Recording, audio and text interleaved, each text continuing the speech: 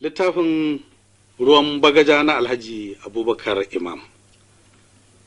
A cikin farkon zamanin Shehu ɗan Ziyazinu, an yi wani mutum motsatse wanda ake kira Koje Sarkin Labarai. Dalilin da yasa ake kiransa haka, don haukansa ba na zagin kowa bane, ba kuma na dukan kowa bane. Shi dai abin da yake so ya ji labari ya tafi waɗansu ƙasashe, ya rika ba attajirai da sarakuna, su kuwa suna bashi abinci. In ya baka labari wanda baka sani ba, in ka bashi kuɗi sai ya ɗebi 50 ya baka, ya tsare kai ce kai kuma sai ka bashi wani labari wanda shi kuma bai sani ba. Yana cikin bin ƙasashe har ran nan Allah ya sa ya isa wani gari wai shi Kwantagora, wani babban birni ne a cikin ƙasar Sudan. Ya isa wajen sarkin garin, aka kai shi masauki. Da ajiye kayansa sai ya fito ƙofar fada, ya shiga halinsa na neman labaru da ba da su. Ya kwana kamar 3 yana ba sarki labarurruka, fadawa kuma suna biyansa da waɗansu labaran, wato maimakon waɗanda ya ba sarkin su. Sarkin ƙasar ana kiransa sarkin Sudan. Yana yawo cikin gari sai ya isa wani katon gida mai benaye da yawa. Ya tambayi barorin da ya tarar zaune ya ce, shin gidan wane ne wannan? Suka ce, wane ne duk duniyan nan bai san Alhaji Imam ba? Koje Sarkin Labarai ce musu, zai fito yanzu? Suka ce, wa zai fito da shi yanzu tun azahar ba ta yi ba? Koje ya share wuri ya zauna kan azahar ta yi. Azahar na yi sai suka ji tap tap, duk zaure aka tashi. Da mai gida ya shigo aka faɗa aka yi gaisuwa. Da ya zauna ya dubi Koje ce, wannan fa wane ne? Koje ce, ni ne Sarkin Labarai. Yau kwana na 10 a nan garin. Kaji safara ta, ka kwaje yadda ake biya na, ko kana iya saye? Mai gida ya ce, to faɗi mu je. Yau Allah ya gama ka da gamanka. Koje murmushi ya ce, to sai dai mu ce Allah ya gama kowa da gamansa. Sa'an nan fa Koje Sarkin Labarai ya tsinke, ya yi ta zuba labarai, baya ko kafi balle aya.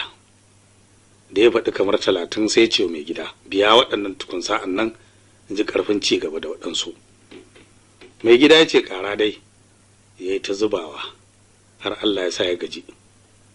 Da ya ƙare zuwa magariba sai mai gida ya ce, to duk kai labarurrukanka ashe ba su fi a ba da su daga safe zuwa magariba ba, har ake kiranka wani Koje Sarkin Labarai. Kuma ya ce masa, to gobe ka zo da kai da abokanka duka, ni kuma in baka labarin abubuwan da na yi a duniyan nan, har Allah ya sa na samu arzikin da ka gani.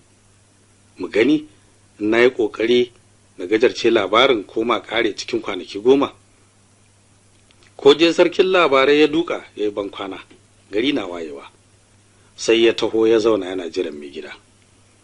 Can zuwa fitowar rana ya fito. Mutanen da ke zaune a zaure suka yi masa barka da kwana. Ya haye kujerarsa ya kame, ya dubi Koje ya ce, kunnen ka nawa? Koje ya ce 2. Ya ce, to ƙara na 3 ka sha labari. Koje ya ce, to madalla. Na farko dai, in ji mai gida, sunana Alhaji Imam. Ubana kuwa wani babban malami ne na sarkin Sudan, sunansa Malam na bakin kogi. Sai dai ya kai dattijo har ya fara tsufa, ba a taɓa koɓari a gidansa ba. Abin ya dame shi kwarai. Ga wagagen littattafai tuli, ba mai gado. Amma ko da yake malamin nan ba shi da ɗanasa na cikinsa, yana da wani agola, shaiɗani ana kiransa Saƙimu. Komai uban nan nawa ya masa, uwar ba ta godewa, shi yaron ma baya godewa. Ana nan zaune dai haka, yaro ya girma ya zama jarumi. Bayan shekaru 15 ya zama barde sadauki. Da ya ga dai yayi ƙarfi sai fara fita ƙauyuka, yana tara hanya, yana kwace kayan mutane. Malamin nan yayye ya hana shi, yaki, saboda haka sai yasa aka daure shi. Bayan ya kwana 3 cikin turu, malamin ya ce a sake shi. Da aka sake shi ya dawo gida da bacin zuciya, amma yayi damo, bai ce kowa komai ba. Dare na yi ya ɗauki takobinsa na yaƙi, ya shiga turakan malamin, ya murɗe masa kai, ya ɗauki gawar ya sa a cikin likafani. Da gari ya waye, ya tafi ya gawa sarki, ubansa ya cika da daddare, ya ce wai ciwon ciki ya turnike shi. Aka tare aka yi jana'iza aka watse, mata suka yi ‘yan koke-kokensu na al'ada suka bari. Ana nan bayan ‘yan kwanaki da rasuwar malamin, sai Sakimu ya mafarki ya ga malamin a tsaye. Sai ga wani ɗan abu kamar ɗan dabino ya fito daga zakarin malamin. Sai ya ga abin nan yana ta girma har ya kai kamar zaki. Da ya kai haka sai abin ya faɗa masa ya kashe shi. Wannan mafarki fa ya dugunzumar da ransa. Da gari ya waye ya tara malamai don su yi masa duba. Dukkan malamai kowa ya dukufa ya zana ya shafe, ya zana ya shafe. Daga nan sai babban sai ya ce za a haifi wani yaro a gidan nan cikin matan tsohon nan da ya rasu, shi ne zai kashe ka. Sakim ya ce ko da yake ni ban iya haddi ba, wannan ƙarya ce. Mai gidan nan bai taɓa haihuwa ba, kuma ko ya taɓa ku ɓace min da gani bokayen wofi. Ko na malami ya kakkaɓe hannunsa ya tashi zabu-zabu don kunya. Da tsakar dare Sakim ya tashi ya kulla wannan ya kwance, yana ta juyayi da zuciyarsa yana cewa Allah abin tsoro, malami abin tsoro. Abin da ya fi kyau sai in hallaka matan nan 4 duk masu takaba, don kada maganan masu dogayen gemun nan ta zama gaskiya. Saboda haka ya samu guba, ya yi ta ba su ɗaya da ɗaya suna mutuwa, ana cewa bakin cikin rabuwa da malamin ne ya kashe su. Amma ni tsohuwata dama ba ta garin, ta rasuwa tsohona iyayenta suka ɗauke ta suka mayar da ita kawai da suke. Saboda haka ita ma Sakimu bai kyale ta ba, sai ya aika wani bakin bawa nasa har can ƙauyen, ya umarce shi ya san yadda zai iya sace ta ya kai ta da ya kashe. Cikin dare bawan nan ya yi sirji, ya je sace ta, ya rufe bakinta, ya ja zuwa bayan gari inda ya ɓoye dokinsa, ya aza ta kuturi, ya yi dawa da ita, ya yi ta kutsawa cikin daji da sukuwa har kusan asuba. Sa'an nan ya tsaya, ya ɗauki takobi zai kashe ta, sai ya taka wutsiyar wani kumurci ya sare shi, nan ya faɗi ya mace, doki ya dawa da gudu. Uwar tawa ta rasa gabas ta rasa yamma, ta kuma firgice, ta tambayi hanyar koma gida. Tana cikin tafiya kwanci tashi har ta kawo nan kwanta gora. Ashe ita ce Allah ya ba shigar ciki na yau wata 2. Kwanci tashi ciki yayi girma, aka haife ni. Ta haife ni nan gidan limamin garin, aka samun suna Alhaji Imam. Abin da yasa aka samun Alhaji, da rana Hajji aka haife ni. Abin da yasa kuwa aka samun Imam, dan limamin garin bashi da ɗa bashi da jika, saboda haka yace ya samu ɗa. Har samun Imam, wato liman na 2 bayansa. Wannan tawa kuwa ana ce mata ya kututu. Da ta yi 40 aka ɗaura musu aure da liman.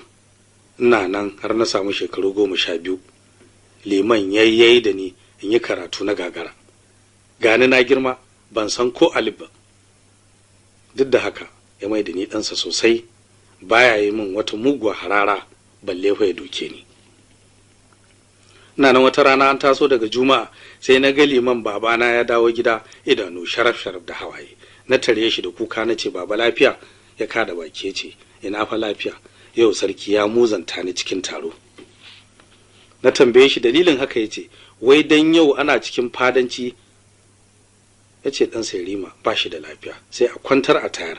Ni kuwa nace naji an ce da za a samu ruwan bagaja a wani gari da mutanen garin nan duk sun huta da mashasharar zamani. Daga wai na faɗi ‘yar wannan, sai sarki ya harzuka, ya ce wai ba'a nake jan shi da ita.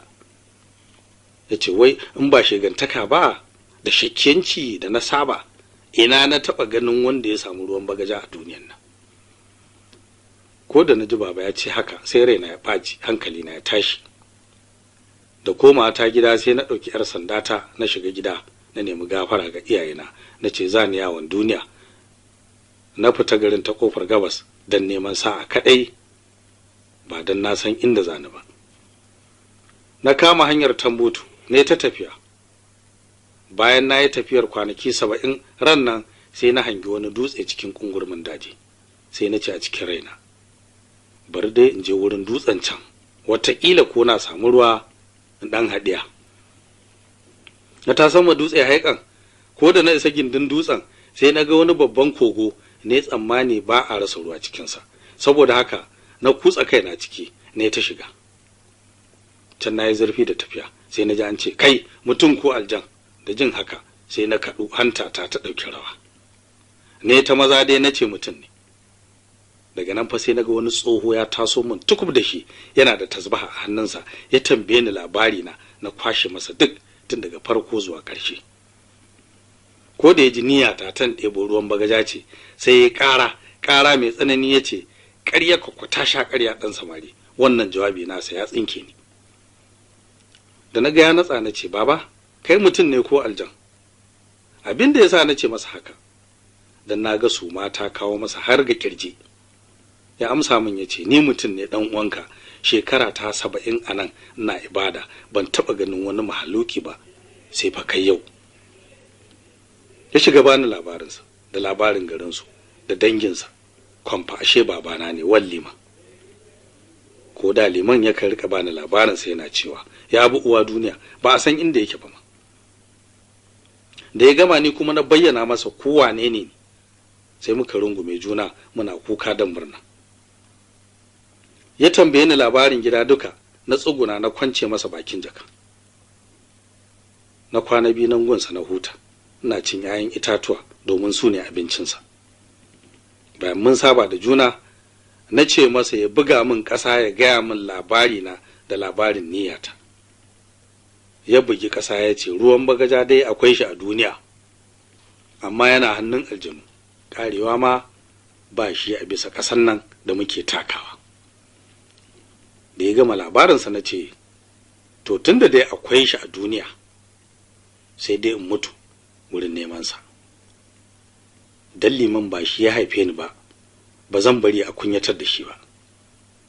Bayan na yi kwana 70 na tafiya, sai na isa Tambutu, na yi shiri irin na fatake, na isa gun sarki, na ce ni falke ne, kayana suna baya, za su zo bayan kwanaki 3. Abin da ya sa na ce haka, dan na baro waɗansu shanu ne a baya na wani falke. Ka san tafiyar mara wuri sai cin zango, saboda haka na wuto su. Kullum da yamma sai in samu taro in sayo miya, in bi ƙofar gidana da na sauka in warwatsa ko ina. Abin da ya sa nake haka, dan ina da wani aboki ne a tajiri. To ko da yaushe ya zo ganina da maraice, idan zai zauna mu gaisa sai in ce masa kash, yara ku sun ɓata gun da miya. In ya juya yamma, in ce nan ma duk miya ce. In ya juya kudu ko arewa, nakan ce ai nan ma duk sun ɓata shi. Wato dan ya ce lalle ni mai arziki ne. Dukan almajiran garin ni ke ciyar da su tun da na zo. Alhali kuwa da kyar nake ci da kaina ma. Abin ikon Allah sai ku suka fara tsammanin haka. Na ci bashi gunsa kamar na rabin jaka. Kullum sai in te masa roman baka ina cewa idan shanu na sun zo ba zan sayarwa da kowa ba sai kai. Ya kama kowanne ya karya yadda yake so, da ni ne da abubuwana. Da aka kwana kamar 3 ba su zo ba, sai ran nan ya ga waɗansu fatake. Sai ce mu tambaye su labarin shanunka. Na ce haka nan ne. Na tunkare su na ce shin kun baro waɗansu shanu masu yawa nan baya? Suka amsa suka ce gobe suna isowa. Wato shanun can da na baro fa suka gani.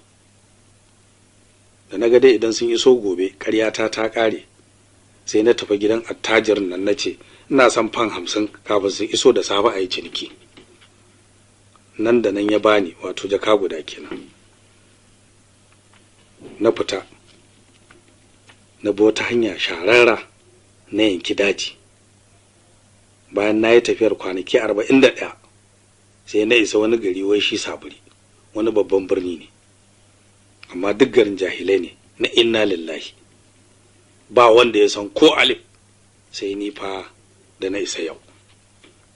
Ni ko ban san komai ba cikin alkur'ani, sai wata aya da nake ji malam na ja kullum in yana ashan wai ita mudahammata ne. Da zuwa na samu wata doguwar tasbaha, na nufi wajen sarkin na ce ni malami ne. Ya ce daga ina? Na ce daga ƙasashen Larabawa. Da sarki ya ji haka ya murna da zuwa na, ya ce to ina za ka? Na ce nan na zo. Kullum ina mafarki da ƙasan nan ana gaya min in zo in riƙa yi muku sallah, don za a sa ku aljanna ko duka domin adalcinka ya sarki. Da sarki ya ji haka ya tara manyan gari duka ya gaya musu. na samu wata 6 cur ina yi musu sallah, ban san abin da nake faɗa ba sai mu da hammata ni ko yaushe. Duk yaran gari aka kawo su koya musu karatu. Bayan kwanaki kaɗan kowa ya haddace mu da hammata ni. Wanda ya iya kwarai sai ya rika faɗi da irin muryoyi daban-daban, ko ya buɗe murya ko ya shaƙe, ko kuwa ya yi wata iri daban, ya iya kenan. Bayan na yi watanni kamar 7, ran nan sai wani babban malami ya faɗo garin. Sarki ya bashi labarin shahara ta ƙasar duka. Ka san malamai da san ƙure 'yan uwansu, sai ya zo muka gaisa. Ni kuwa na tara kuɗi da yawa don sai abin da na ce ake yi a garin, har an mai da ni kamar gunki. Da malamin na ya zo muka gaisa sai na ce, ya sunanka? Ya ce, sunana Malam Zirke ɗan Muhammad. Kai ya sunanka? Na ce, Malam Alhaji Imam, malami uban malamai. Da gari ya waye aka je gun sallah, ya ji ban iya komai ba, sai fara sara na wurin sarki yana cewa a gwada mu da shi a ga wanda ya fi. Sarki ya ce, a'a, Malam Alhaji Imam fa baya shafuwa a ƙasan nan duka. Zirke ɗan Muhammad da ya nace da tambaya don a kunyata ni a yi min dariya. Rannan sarki ya kira ni ya gaya min duk abin da malamin na ya gaya masa. Da na ji haka sai na ce a raina, yau fa ƙaryan maza ta ƙare. Sarki ya ce, ban ji ka ce komai ba. Na ce, ina tuna jahilcin yaran almajirai ne masu ja da manya. Lalle dai ƙaramin sani ƙuƙumi ne. Na ce, sarki ya aika a yi shela gobe da safe, yaro da babba kowa ya zo a taru a yi ƙure. Da sarki ya ji haka sai ya ce, riƙa min nan malami uban malamai. Da gari ya waye duk aka taru. Sarki ya aika aka kirawo ni, na zo na zauna tsakar taro. Ina nan zaune sai ga yara 3 da tsibin littattafai. Na ce, daga ina kuka fito? Suka ce, daga masaukin Malam Zirke ɗan Muhammad. Jim kaɗan sai ga malamin ya taho, tap tap tap, aka ba shi buzu ya zauna. Ga jama'a makil. Bayan mun gaisa da shi na ce, waɗannan littattafan su ne ka kwaso? Waɗannan littattafai ne to. Ya ce, akwai attaura, akwai zabura, akwai linjila, da alkur'ani, da samarkanda, da lawali, da sani. Waɗansu ba na ko iya tuna sunan nakinsu, ban taɓa ji ba ma. Da na ji haka na ce, ab, duk waɗannan baka haddace su ba tukuna, sa'an nan kake son jayayya da ni? Ya dube ni ya murmushi. Sa'an nan na ce wa waɗansu yara, ku kau da su can gefe, mu da ka za mu yi. Ina amfanin sanin littafi kawai, karatun aku. Aka kau da su waje ɗaya. Bayan an nutsu an yi shiru, na share ƙasa sai ka ce mai shirin haddi. Na zana wata alama, na dubi Malam Zirke na ce, menene wannan? Ya ce, nun ara ce. Na ce, haba sake dai. Ya ce, ra. Na ce, haka ake ra a gidanku? Ya ce, lam'ara ce. Na ce, wannan makarecin malami ne ya koya maka. Da ya ƙara tsince-tsincen baƙaƙensa na alkur'ani masu kama da wannan alama. Na ce, ƙarya yake. Da ya ce ya bani gari sai na ce, kuma tso ku gani. Sa'an nan na dubi mutane na ce, wannan ba ra ba ce, ba lam'ara ba ce, ba nun'ara ba ce, tsayuwar wata daren farko kenan. Jahilai suka dubi zane na suka ce, haka nan ne malam, haka nan ne malamin malamai, haka ko tsayuwar wata yake. Na dubi Malam Zirke na ce wa yara, ku yi masa eho da tire. Suka bi shi eho eho. Daga nan ko ta kalla tattafansa bai biya ba, wajen gari yara na jifa, ya tsere da kyar. Ka ji rabona da wannan malami.